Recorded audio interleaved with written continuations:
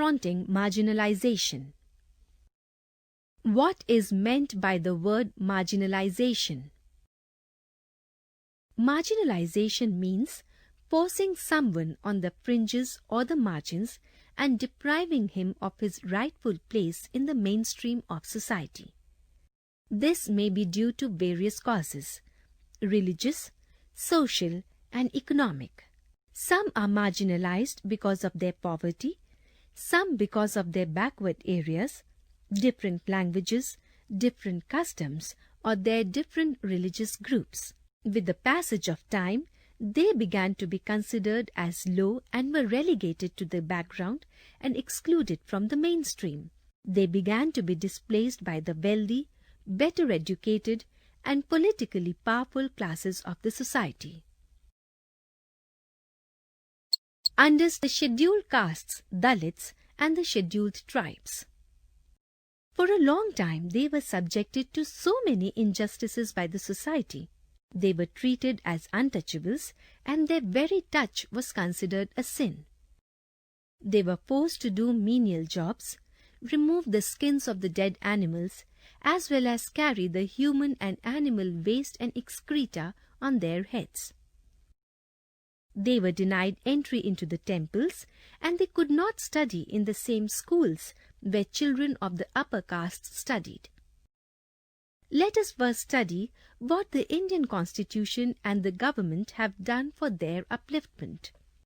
Constitutional provisions for safeguarding the interests of the scheduled castes and the scheduled tribes.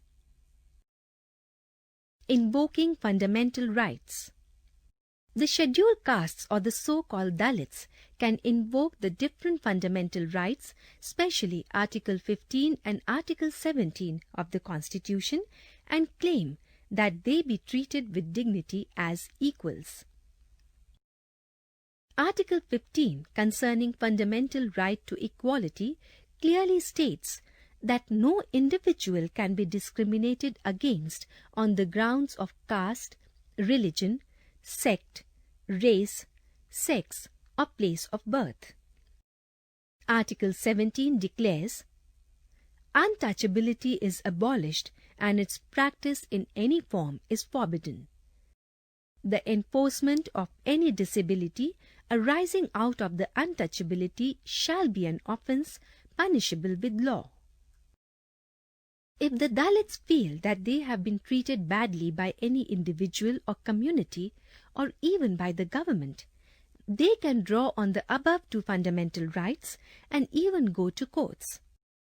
These fundamental rights can be fully used by the Dalits to seek equality.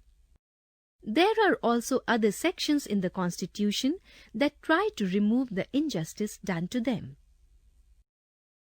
Article 46 of the Constitution of India provides, the state shall take care of the educational and economic interests of the weaker sections of the people, and in particular of the scheduled castes and the scheduled tribes, and shall protect them from social injustices and all forms of exploitation. Article 275. They shall be paid out of the consolidated funds of India as grants in aid of the revenues of a state.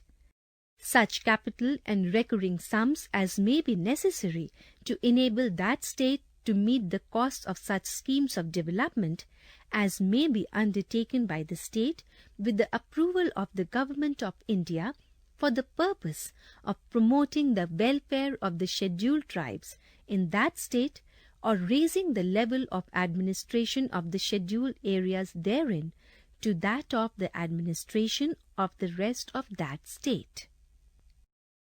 The preamble to the Constitution of India, the fundamental rights, and the directive principles of state policy also contain many provisions for safeguarding the interests of the scheduled castes and scheduled tribes. Government efforts in making specific laws and policies for the upliftment of the scheduled castes and the scheduled tribes. In pursuance of the above constitutional provisions, certain steps have been taken by the government for the welfare and upliftment of the weaker sections of the society, especially the scheduled castes and scheduled tribes. Some jobs under the government are reserved for scheduled castes 15% and scheduled tribes 7.5%. Some seats are reserved for them in the educational institutions also. Some constituencies of the Lok Sabha and the state assemblies are reserved for the scheduled caste and scheduled tribe candidates. From these constituencies only, a scheduled caste or scheduled tribe candidate can contest the elections. Coaching and training for various competitive examinations to improve the representation of SCs and STs in various services. Providing textbooks to scheduled caste and scheduled tribe students of engineering or medical courses. Scholarship and passage grants for higher education abroad. Construction of hostels for providing residential facilities to SC and ST girls studying in schools, colleges and universities. Most of the above provisions are common to both the scheduled caste and scheduled tribe people. Launching vocational training in tribal areas and opening educational institutions for the promotion of female literacy in these areas. Manual scavenging. The practice of carrying human excreta in baskets on their heads by sweepers is called manual scavenging.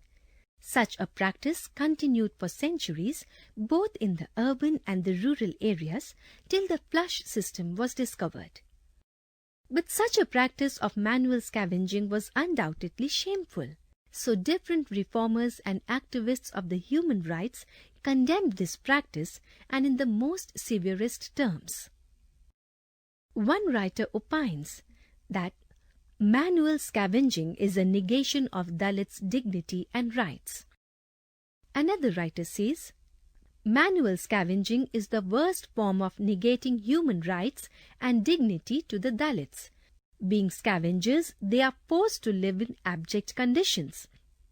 We consider this a serious violation of the human rights of the Dalits. Let us see what a third writer remarks.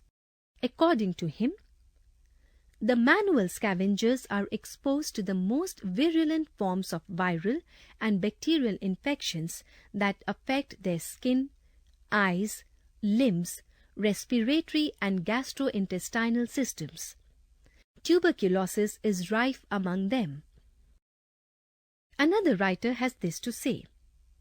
Manual scavengers are forced to live in segregated colonies and are denied access to the local temple, religious community events, hotels, public water taps and interpersonal social relations. Law concerned with manual scavenging. Forced by many social reformers and human rights activists, the government had to pass a law against manual scavenging. The Employment of Manual Scavengers of Dry Latrines Prohibition Act 1993 punishes the employment of scavengers or the construction of dry or non-flush latrines with imprisonment for up to 1 year or a fine as huge as Rs 2,000 or $50. Offenders are also liable to prosecution under the Scheduled Castes and Scheduled Tribes Prevention of Atrocities Act 1989. Bonded labor is also prohibited under the Bonded Labor System Abolition Act 1976. In spite of all the above provisions for checking the employment of manual scavengers, their employment continues throughout the country. A 1997 report admits that progress is not altogether satisfactory and had benefited. 97 report admits that progress is not altogether satisfactory and had benefited only a handful of manual scavengers or Safai Karmcharis and their dependents.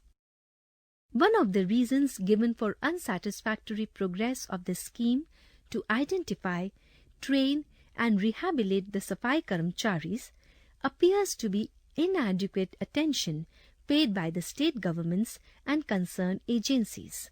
The human rights activists suggest some recommendations in this regard. The Government of India should press all states to implement the employment of manual scavengers and construction of Dry Latrines Prohibition Act 1993 and prosecute officials responsible for the perpetuation of this practice. The Government of India should also ensure that all manual scavengers are rehabilitated according to the law in all the states throughout the country.